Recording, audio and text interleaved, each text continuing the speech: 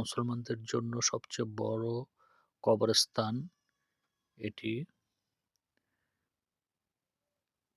দেখতে খুবই সুন্দর এবং এটা লন্ডনের রমফোর্ড এলাকায় অবস্থিত।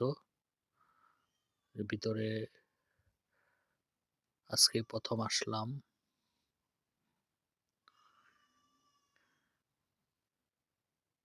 খুবই সুন্দর করে সাজানো।